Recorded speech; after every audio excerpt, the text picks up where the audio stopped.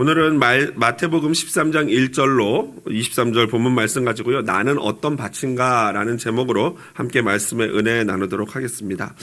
제가 이찬수 목사님 밑에서 사역을 하면서 사역을 배울 때 교역자 회의 때 가끔 이런 말씀을 하셨어요. 성도님들이 이찬수 목사님에게 가끔 이렇게 설교에 대해서 은혜 받았습니다 칭찬을 할 때 당신은 이렇게 듣는다고 말씀하셨습니다. 멍멍으로 듣는데요.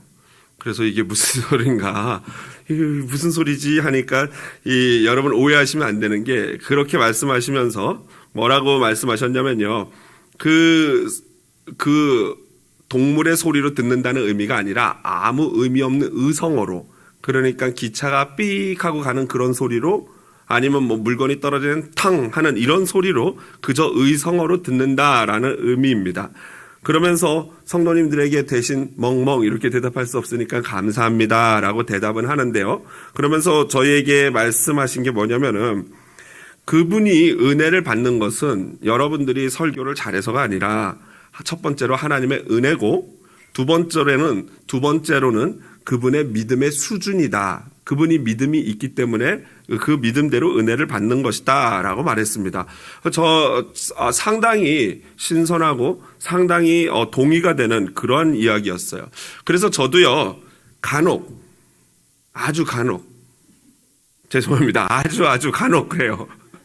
간혹 어떤 성도님들이 은혜 받았습니다 라고 칭찬을 해주시면요, 감사합니다 라고 대답하고, 그러면서 꼭 이렇게 말씀하십니다.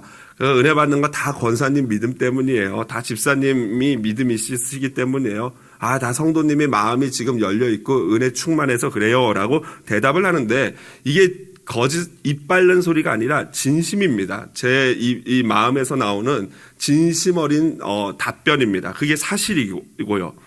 오늘 오후에 점심 식사를 하러 집에 좀 늦은 오후에 들어갔습니다. 그래서 이제 아내와 함께 밥을 먹으면서 이런저런 대화를 나누는데, 우리 집사람이 그러더라고요. 당신은 행복한 줄 알라고 자기는 남편의 말씀에 그렇게 은혜를 받는다는 거예요. 여러분 믿으시거나 말거나. 그래서 제가 이분이 미쳤나 죄송해요. 이분이 나를 지금 시험하나? 이러면서 굉장히 시험에 들면서 이거 어떻게 내가 대답을 해야 되나, 분명히 이거는 시험일 거야 이러면서 아무 말 없이 얘기를 들었는데요. 어쨌든 그게 본인의 믿음인 거죠. 본인이 행복한 거고, 남편이 설교를 잘하고 못하고를 떠나서 본인이 은혜를 받는다면은 그건 본인의 수준인 거고 본인이 행복한 것입니다.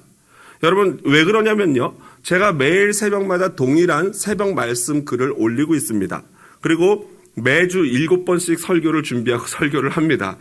그런데도 그 수많은 설교를 하고 제가 하면서도 제가 질릴 정도로 이게 계속 한 사람에게서 아웃풋이 나오는데, 어떤 사람들은 그 글을 보고 그 설교를 듣고 은혜 받았다라고 합니다. 그런데 어떤 분들은 전혀 그렇지 않습니다. 그러니까 이것은 어떻게 보면은 설교자의 문제라기보다는 다 모든 것이 듣는 자들, 청중들의 그 중심에 따라서 은혜가 되기도 하고 은혜가 되지 않는 것이다 라는 것이 거의 확실한 것 같습니다. 그래서 예수님이 뭐라고 말씀하셨습니까? 항상 병을 고치거나 기적을 일으키시고 뭐라고 말씀하셔요? 내 믿음이 너를 구원하였다 그러세요. 이게 무슨 말입니까? 사실 예수님이야말로 내 능력이 너를 구원했다, 내 은혜가 너를 구원했다라고 말씀하실 수 있는 유일한 분입니다. 목사들이 건방지게 내가 당신들에게 은혜를 끼쳤습니다, 할렐루야 이러면은 그런 교회는 나가시면 안 되죠. 이단이죠. 이상한 사람이죠. 그러나 예수님만은 그 말씀을 하실 수 있거든요. 내가 너를 구원했다, 내가 너를 고쳤다. 그럼에도 불구하고 예수님은 늘 거의 대부분 항상 내 믿음이 너를 구원했다 라고 말씀하셨어요. 그 의미가 뭡니까? 똑같은 하나님의 은혜가 떨어지고 똑같은 은혜가 있어도 그 은혜를 받아 누리는 자는 따로 있다는 것. 그게 바로 믿음이라는 거고요. 오늘 본문인 마태복음 13장이요, 한 6가지에서 7가지의 연속적인 비유가 나오는데, 이 모든 비유가 천국에 관한 비유입니다. 천국에 관해서 비유가 쭉 나오는데요, 천국의 특성을 굉장히 여러 각도에서 설명을 하고 있습니다. 이에 대해서 리델보스라는 학자는 다음과 같이 말했어요. 예수님의 비유를 통한 천국 비밀에 대한 가르침이 예수님의 인격과 사역으로 말미암아 천국이 이미 도래했다는 이 큰 하나의 비밀에 전부 근거하고 있음을 지적하고 있다. 저도 이 글을 읽고 이게 도대체 무슨 말인지 한 몇 번을 읽어보면서 계속 곱씹어봤습니다. 이게 결국 무슨 말입니까? 천국 비유를 잘 들어보면요. 지금 예수님이 하시는 13장에 나오는 천국 비유를 다 잘 들어보면 벌써 천국이 어떻게 됐다는 거예요? 이 땅에 임했다는 거예요. 도래했다는 거예요. 이미 이 땅에 벌써 시작되고 있다는 거예요. 그런데 그것을 어떻게 알 수 있느냐? 바로 예수님의 인격과 예수님의 사역으로 말미암아 이미 천국이 와 있구나라는 것을 깨달을 수 있다는 거예요.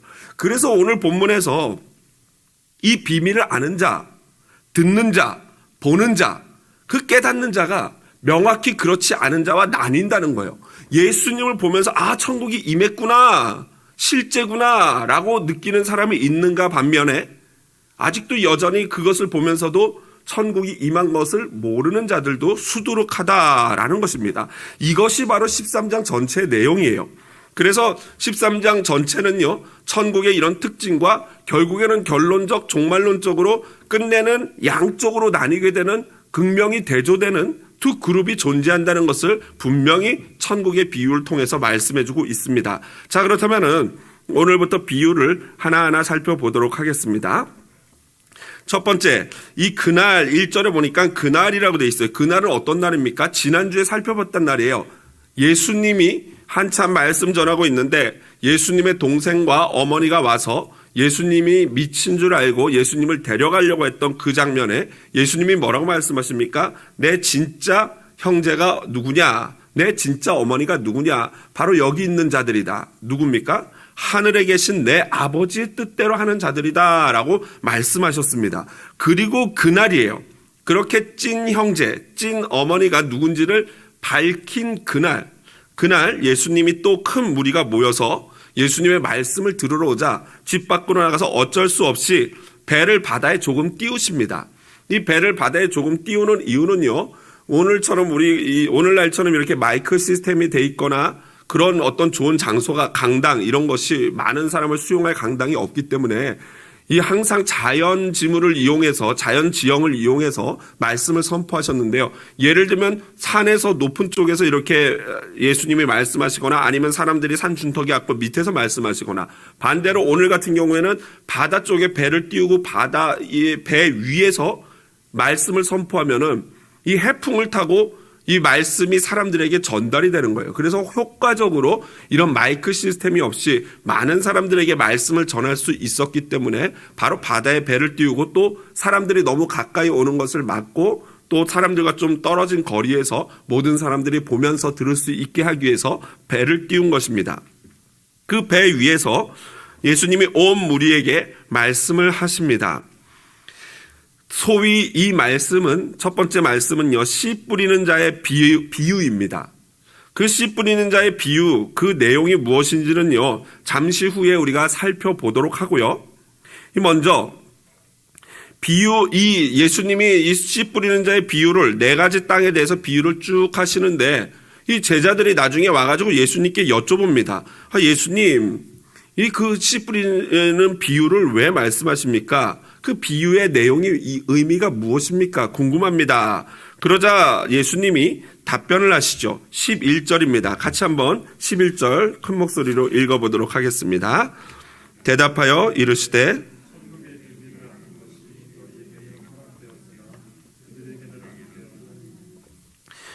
천국의 비밀을 아는 것이 너에게는 허락되었으나 그들에게는 아니 되었나니. 무슨 말씀이십니까? 이것은 비밀을 아는 것은 너희에게 허락됐고 그들에게는 아니다. 어떻게 됩니까? 나뉘죠. 너희와 그들로 명확하게 구분되고 있습니다. 여기서 중요한 것은요, 마지막 날에는요, 분명히 두 그룹으로 나뉜다는 거예요. 너희하고 허락되는 너희와 허락되지 않는 그들입니다. 먼저 여기서 너희로 지칭하는 자들이 누구입니까? 바로 제자들이에요. 제자들. 그리고 그들에게는요, 바로 2절 보십시오. 2절에 보면은 큰 무리가, 그리고 중간에 보니까 온 무리는 이라고 되어 있습니다.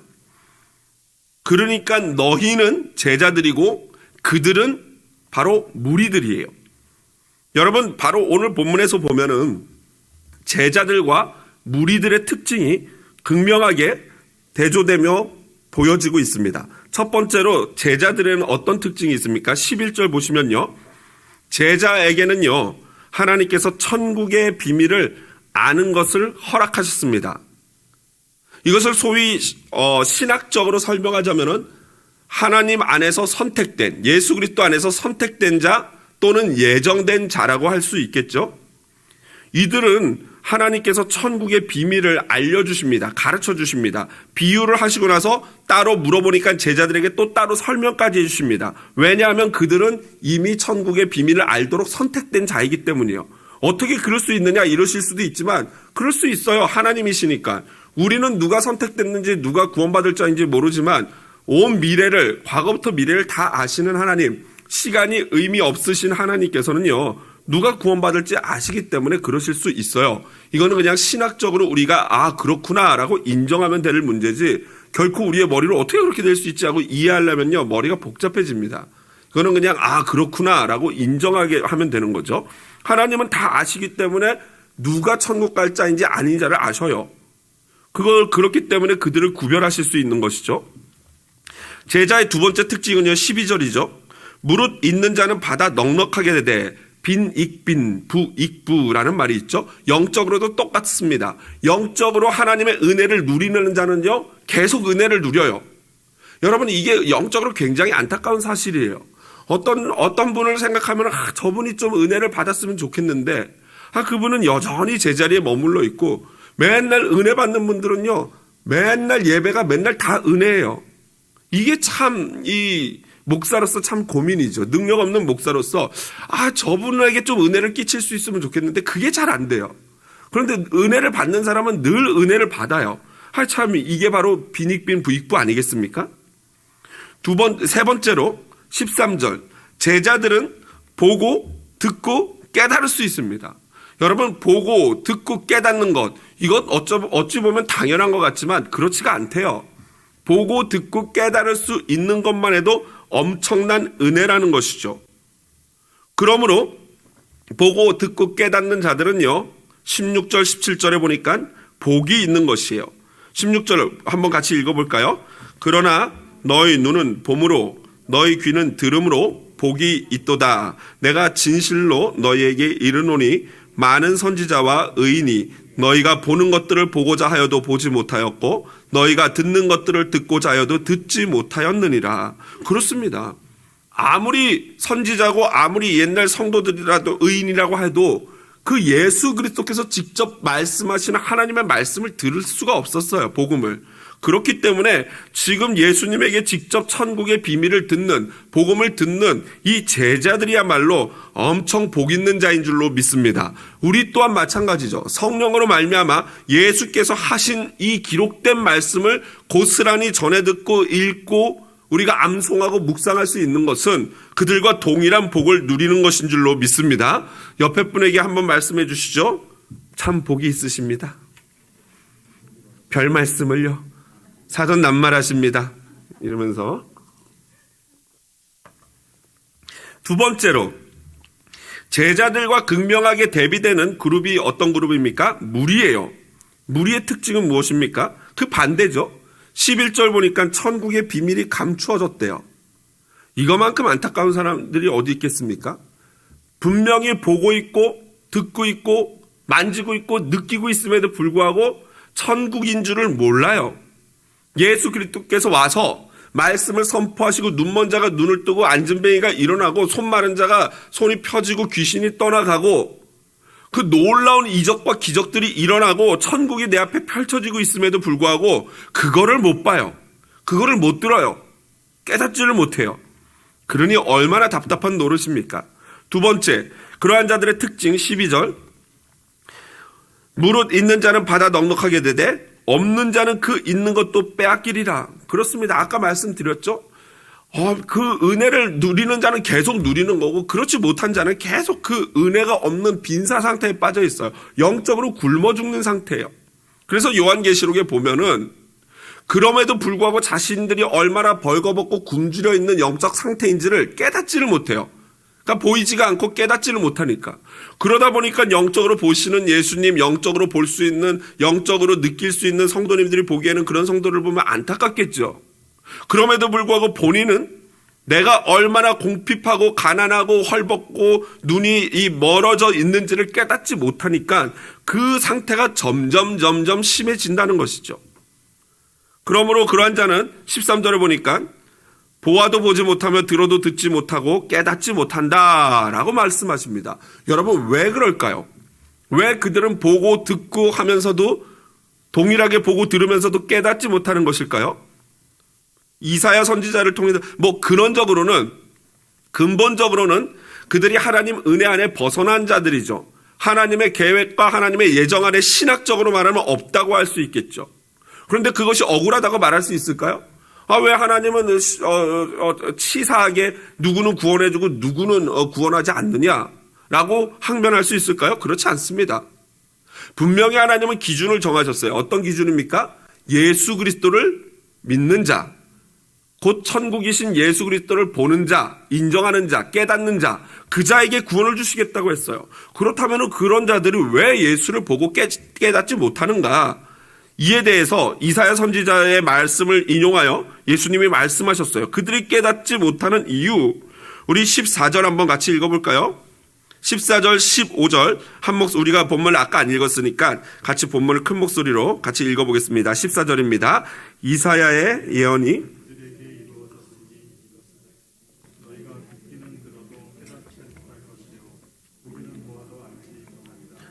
이 백성들의 마음이 완악하여져서 그 귀는 듣기에 둔하고 눈은 감았으니 이는 눈으로 보고 귀로 듣고 마음으로 깨달아 돌이켜 내게 고침을 받을까 두려워함이라 하였느니라. 아멘.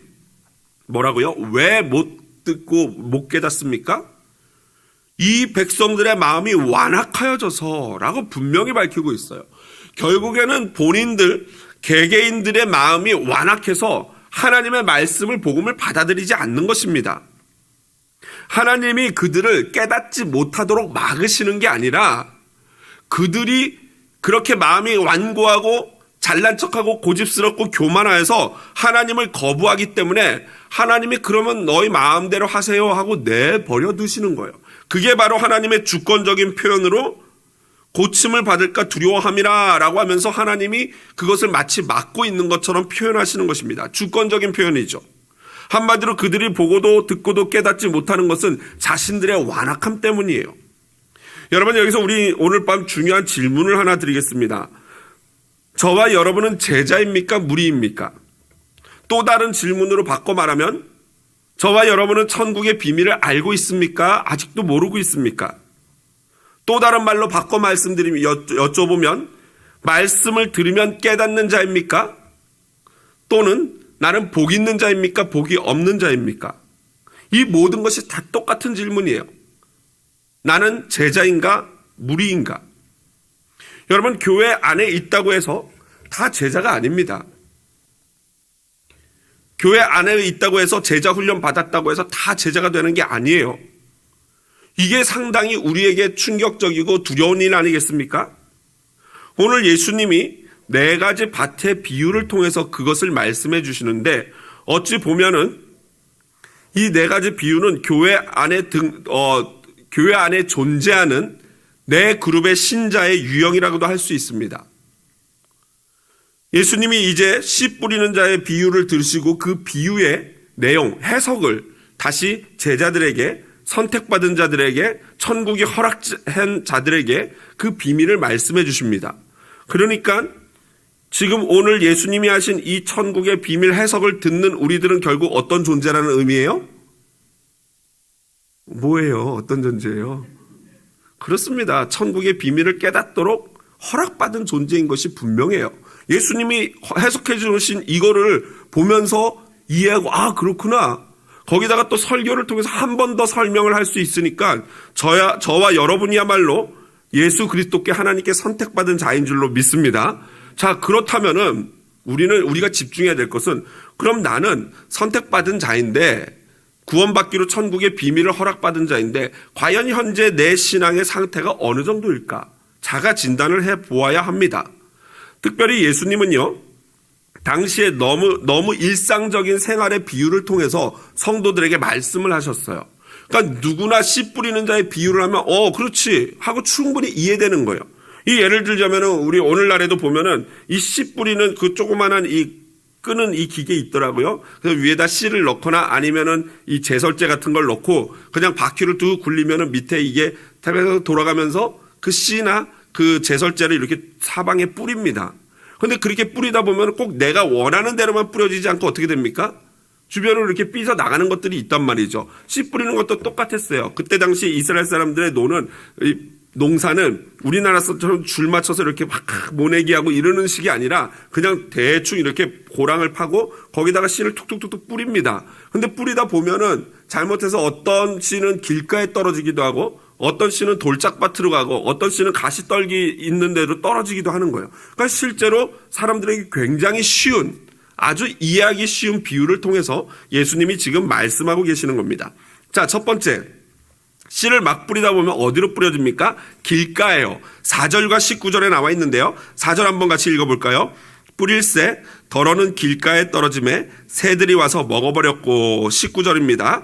아무나 천국 말씀을 듣고 깨닫지 못할 때는 악한 자가 와서 그 마음에 뿌려진 것을 빼앗나니 이는 곧 길가에 뿌려진 자요 라는 것입니다. 솔직히 이런 부분을 설교하는 게 제일 힘들어요. 왜요? 이미 예수님이 그 입술로 설명을 다 하셨기 때문에 감히 거기다가 뭐 토를 다는 게 너무 어렵습니다. 그럼에도 불구하고 한번 다시 좀 설명을 드리면은 예수님의 말씀이 선포되거나 오늘날로 치자면은 강단에서 말씀이 선포될 때 그 말씀 자체를 아예 깨닫지 못해요. 그럴 수 있죠. 초신자이기 때문에 그 말씀이 도대체 무슨 의미인지를 깨닫지 못하는 경우들이 있어요. 그럼 왜 그러냐면요. 그럴 경우에는 말씀이 떨어졌지만, 말씀의 씨앗이 떨어졌지만 깨닫지 못하니까 그 말씀이 그대로 있고 악한 자가 와서 그 말씀을 빼앗아 갑니다. 그렇기 때문에 아무리 그 사람은 말씀을 들어도 성장도 없고 변화도 없어요. 그래서 이 악한 자가 누구인가? 그러면 뭐 옆집 사람인가? 아닙니다. 마가복음 4장 15절의 병행 구절을 보면은 악한 자는 정확히 사탄이라고 나와 있어요. 그러니까 아무리 교회를 다니면서 말씀을 들어도요, 깨닫지를 못하니까 말씀을 사탄이 와서 다 주워가는 거예요. 그렇기 때문에 그 사람은 교회를 아무리 다녀도 믿음이 전혀 들어가지 않고 성장도 변화도 없어요. 여러분 그런 분들 보시지 않습니까? 수십 년간 교회는 다니시는데 전혀 자연인, 그러니까 예수 믿지 않는 자들과 구별되지 않는 분들 계셔요. 진짜로 그런 분들 계셔요. 막 수십 년간 아내 따라서 어쩔 수 없이 교회를 다녔는데 그런 분들 보시면 참 안타까워요. 수십 년 교회 문턱을 들락달락 하는데도 여전히 세상 사람과 똑같은 모습이에요. 전혀 그리스도인답지 않은 그런 어떤 모습들을 보면요, 참 안타깝습니다. 그런데 그 이유가 뭐냐면 바로 그 마음밭이 길가 같대요. 그래서 말씀이 떨어져도 전혀 말씀의 씨앗이 안 내려지고 사탄이 그 씨앗을 훔쳐가기 때문에 그런 일이 벌어진대요. 여러분 이런 경우에는 어떻게 해야 되냐면요, 성령으로 말미암아 이 마음의 밭이 아예 기경돼야 될 줄로 믿습니다. 완전 뒤집어 엎어져야 돼요. 그런 분들 계시면은 그렇게 기도해 주셔야 돼요. 성령의 놀랍고 특별한 은혜로 그 마음의 돌짝밭을 완전히 뒤집어 기경해 달라고. 우리의 이 땅을 기경해 달라는 그 선지자의 기도처럼 이 땅을 기경해 달라고 갈아 엎어 달라는 그런 기도를 해야 돼요. 적어도 금요 기도에 나오는 분들 중에는 이 길가와 같은 자는 없으리라고 저는 확신합니다. 두 번째로 돌짝밭입니다. 5절과 6절 같이 한번 읽어보겠습니다. 덜어는 저기요 말씀을 소리를 내서 크게 같이 읽으셔야 됩니다. 같이 읽어보겠습니다. 5절 덜어는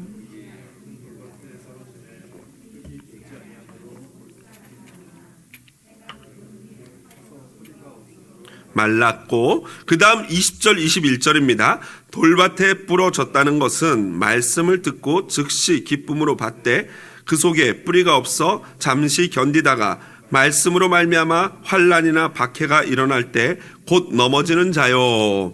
여러분, 이러한 분들은요, 분명히 말씀을 들으면 굉장히 그거에 대해서 굉장히 호의적이고 기쁨으로 받아요.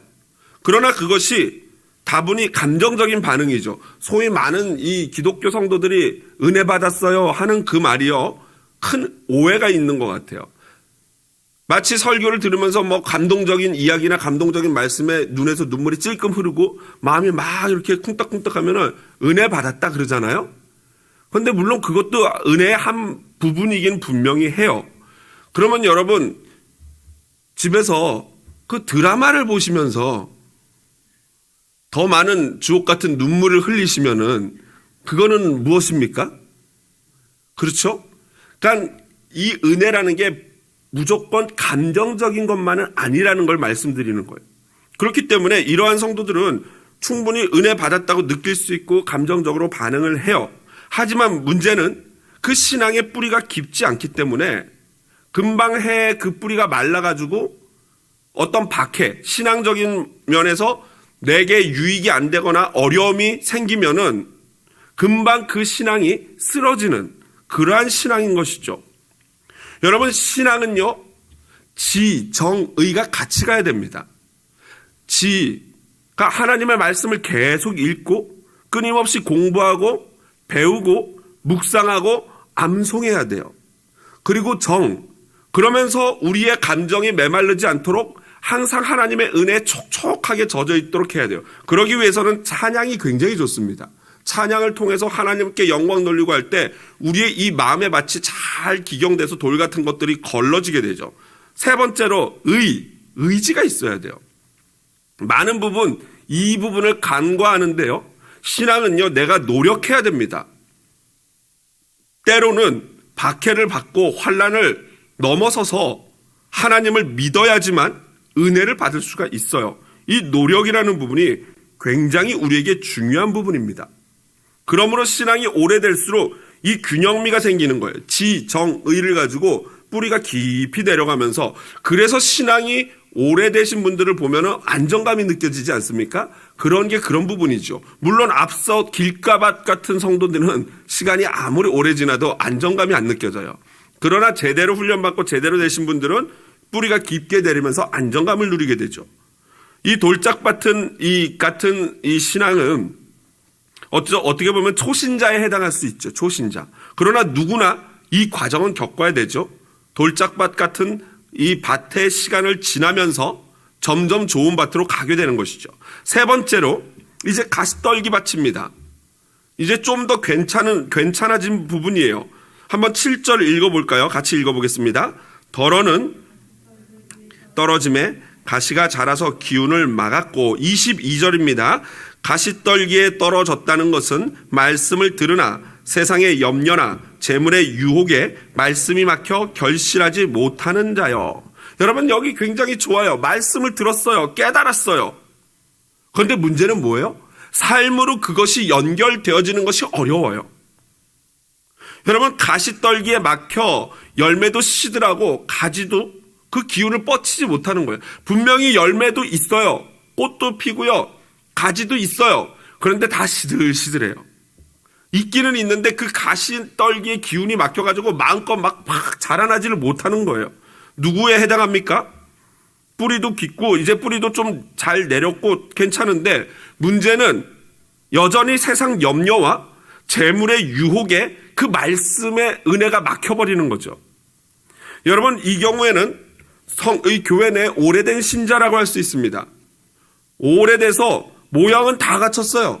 뭐 주일날도 나오고 심지어는 막 수요 예배, 금요기도에도 나오는 분들 계셔요. 그리고 나름대로 신앙생활도 다 하는 것 같지만, 그러나 실제로 아름다운 열매가 없는 것이죠. 마치 부자, 관원, 청년과 같은 경우에 마태복음 19장에 나오는, 정말로 하나님도 사랑하고 나름대로 이 구원에 대한 열정도 있고 뭐 무엇인가를 구원을 구하는, 하나님을 구하는 구도자와 같은 자세도 분명히 있는데, 그런데 막상 진짜 중요한 열매를 맺어야 되는데 그 열매를 못 맺어요. 왜요? 세상 염려와 재물의 유혹 때문에. 여러분, 이것은 오늘날 현대인들에게 가장 도전이 되고 오늘날 교회에 가장 일반적으로 많은 성도들의 유형이 아닐까 저 개인적으로 생각을 합니다. 마지막으로 좋은 땅입니다. 우리 8절 한번 같이 읽어볼까요? 한 목소리로 읽어보겠습니다. 더러는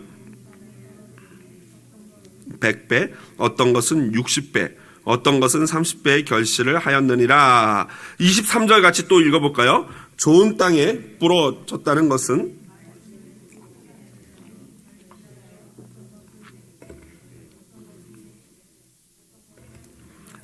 아멘. 아멘. 여러분, 좋은 땅에 떨어져서 30배, 60배, 100배의 결실을 맺습니다. 여러분, 이게요, 오늘 천국 비유의 굉장히 중요한 핵심입니다. 천국은 어때요? 열매 맺는 곳이에요. 성장하는 거예요. 천국에 있어서 가장 중요한 것은 이 모든 13장에 나오는 비유가 하나로 꿰지는 게 뭐냐면은 생명력이거든요. 생명력. 무엇인가 천국은 생명력이 있어요. 생명이 있어요. 생명이 있다는 것은 시간이 지나면 어떻게 된다는 거예요? 여러분, 생명이 있는 존재는 시간이 지날수록 어떻게 됩니까? 그렇죠. 생명이 있다는 증거는 시간이 지날수록 자라난다는 거예요. 여러분, 사람이 생명이 있는데도 자라지 않으면 그것만큼 걱정스러운 게 없지 않습니까? 생명이 있으면은 분명히 자라나게 되어 있습니다. 이게 천국이라는 거예요. 그게 열매 맺는 것이죠. 말씀을 먼저 들어요. 그리고 깨달아요. 그 다음에 뭐예요? 결실을 맺어요. 100배, 어떤 것은 60배, 30배, 미니멈 30배래요. 여러분, 이거면은 투자할 만한 가치가 있는 곳 아닙니까? 미니멈 30배라면은 여러분, 우리가 무슨 일이 있어도 거기에 매달려야 되는 거죠. 또한 이 열매는 그건 무엇인가? 바로 전 인격적인 삶의 열매죠. 삶의 전 영역에서 어떤 부분만 특출나게 뛰어난 게 아니라 삶의 전 부분에서 하나님의 보시기에 아름다운 사람으로 주변 사람들에게 선한 영향력을 끼치는 그러한 삶을 의미하는 거예요. 성경에서 구체적으로 따지자면 성령의 9가지 열매 있잖아요. 그 9가지 열매가 삶에서 나타나야 되는 것이죠.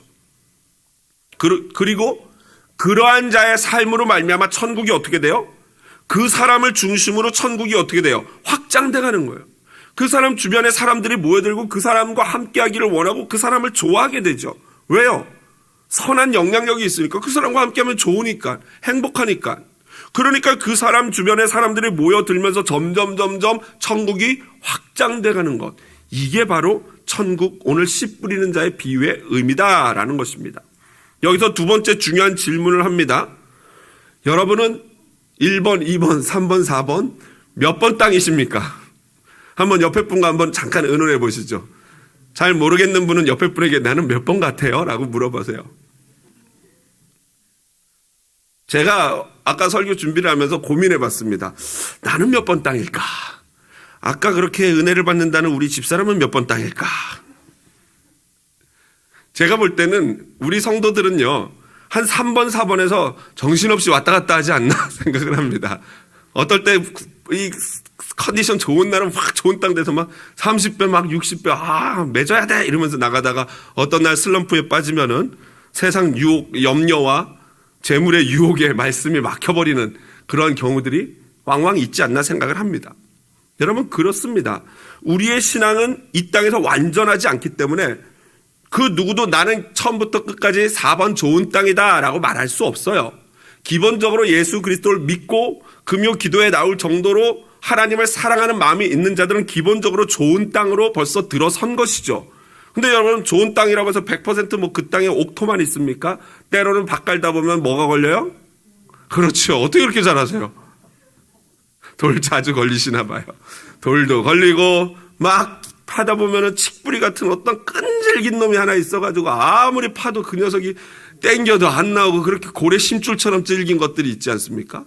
어쨌든 그거를 끝까지 파서 파내서 해결을 해야지만 그 온 땅이 좋은 땅 될 줄로 믿습니다. 오늘 기도하면서 하나님 앞에 자신에게 정직하게 물어보십시오. 주님, 나는 어떤 땅입니까? 말씀을 마무리합니다. 저와 여러분, 나는 천국을 보고 듣고 깨닫고 천국을 누리는 자이십니까? 다시 질문하겠습니다. 나는, 우리 가슴에 한번 손을 대보실까요? 그리고 스스로 한번 질문해 보겠습니다. 따라해 봅니다. 나는 제자인가 무리인가? 오늘 기도하는 가운데 여러분 이 질문에 대해서 주님께 눈물로 답변할 수 있기를 원합니다. 주님, 나는 제자이기를 원합니다.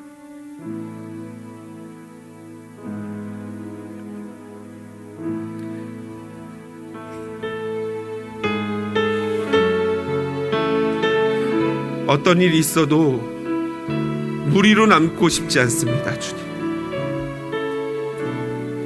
때로는 세상 염려와 물질의 유혹이, 재물의 유혹이 우리의 말씀의 열매 맺는 것을 방해할지라도 나는 주님의 거룩한 제자 되기를 원합니다. 좋은 땅 되어 주님 열매 맺기를 원합니다. 여러분, 그러기 위해서 어떻게 해야 되겠습니까? 말씀을 듣고 예수를 구하십시오. 말씀 안에 천국이 있습니다. 여러분, 예수 안에 천국이 있습니다. 오늘 이 시간 우리 그 하나님 앞에 전심으로 찬양하며 오직 주님의 말씀대로 내가 살기를 다짐합니다라고 결단하는 시간 갖기를 원합니다. 우리 함께 다 같이 전능하신 나의 주 하나님은 고백합니다.